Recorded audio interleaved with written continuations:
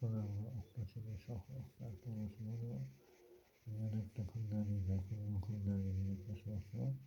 Kimni eshiga kim tushadi, ana shu mavzuga gaplashmoqchiman.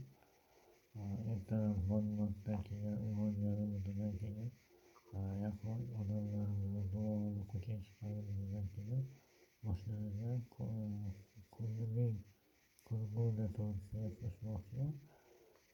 O'zbeklarimizdan o'zbek shaxs fuqarolari juda farqli voqealar ko'p bo'ladi, chunki yo'lda adashib qolmasligi mumkin.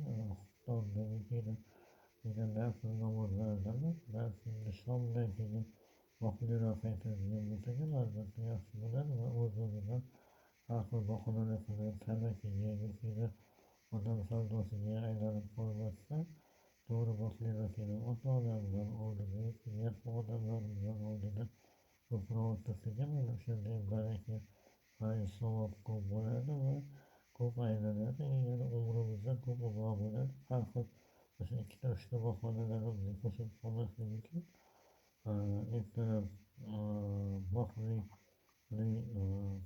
bomdoddan keyin chiqib peshindan keyin uyga qaytishga harakat qilsak, albatta uni o'zimizdan Yosin surasining kitobga aylanib yuridik kitob o'zligi odam sizdan mahrum etadigan holatda masalan uyimizni yoqtirmagan odamlarimiz bo'ladigan bo'lsa, o'rniga adashgan holatda o'zini yaxshi ko'rgan taksidagi yoki o'zini yaxshi ko'rgan kasb-hunarini ishlarini o'rniga bizni o'rnimizga o'zi tushib qolgan holatda ozodlikdan mahrum etishadi. Bu gapimizni mana o'shani olib turib Yangiobod mahallasida turamiz.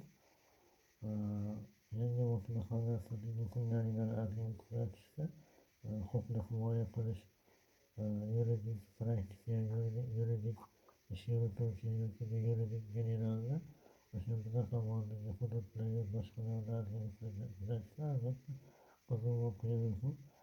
O'zbekiston tinchligi uchun o'zimizni va o'zbekistonda tinchligi uchun ozgina ishlaha yoki ozgina qilib tushirib oladigan joylarimiz. Shuning uchun kelajagimiz uchun zarar bo'lmasligi uchun barchamizni ogohlantirdik. Yuridik diplom, yuridik kundalik o'qiganmiz. Keyin barcha shaxs fuqarolardan vaqti kitobda olib gapiradigan bo'lsak, yoki farroshda doktorlar yordam qoladigan darajadamiz, balki doktorlarimiz, mediklarimiz yordam beradigan darajada muvaffaqiyatli o'tadigan bo'lsa, qo'llarimiz albatta